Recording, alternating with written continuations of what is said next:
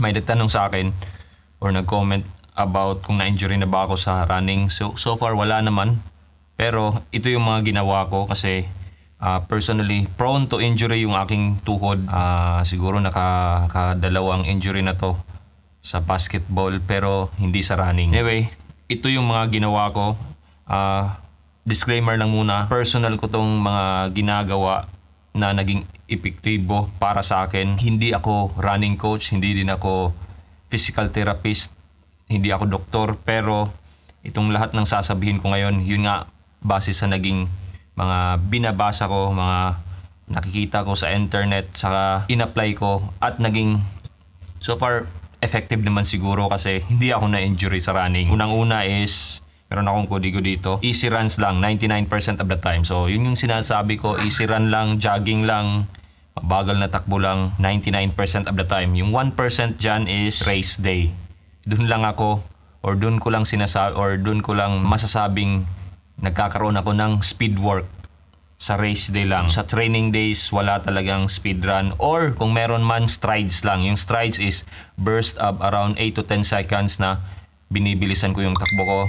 Usually around the last 1 km, 1 kilometer ng takbo ko or easy run ko. Pangalawa is core and lower body exercises. So far sa akin kasi yung core exercises ko nakakatulong para sa lower back ko. Minsan kasi sumasakit din yan sa pagtakbo.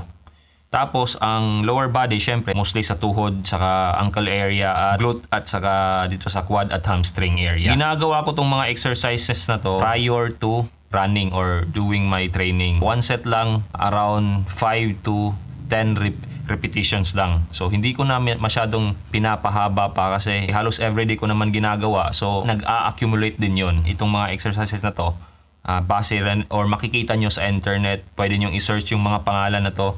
Saka i-search nyo yung mga sasabihin kong pangalan ng mga pinagbasihan ko dito. Yung una is McGill's Big 3. So, una dyan is yung bird dog. Pangalawa, yung side plank.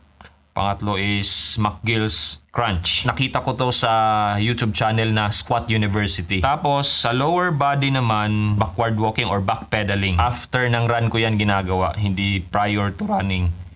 Yan yung parang cool down ko. Pangalawa is Patrick step down. Bali naka-base ito kay Ben Patrick, knees over toes guy. Problemado din niya siya sa tuhod dati. Ito yung mga exercises niya ginawa niya. So, ito yung sinunod ko. Tapos, tibialis raise. Tapos, calf raises. Yan. ATG split squats, pang-6 at pang-7, ito'y excluded to sa sinasabi kong 5 to 10 repetitions. Kasi ito usually 3 repetitions lang kasi mahirap to. Nordic curl, saka reverse Nordic. Sali nyo na rin yung banded body squat. Simple na body squat lang pero may kasamang resistance band para ma-activate yung glutes natin. Search nyo na lang yung mga nabanggit kong term para ma-guided kayo kung paano to gawin. After na exercises, part din ng protocol ko is to have good nutrition. So good nutrition, I mean, iniiwasan ko yung highly inflammatory foods. Usually nakukuha natin sa processed foods na mataas sa sugar, mataas sa carbs or carbohydrates. Foods and drinks. Panghuli is pahinga. Part of training yan. Diyan tayo nag-a-adapt or diyan tayo lumalakas, diyan nagre-repair yung ating mga muscles.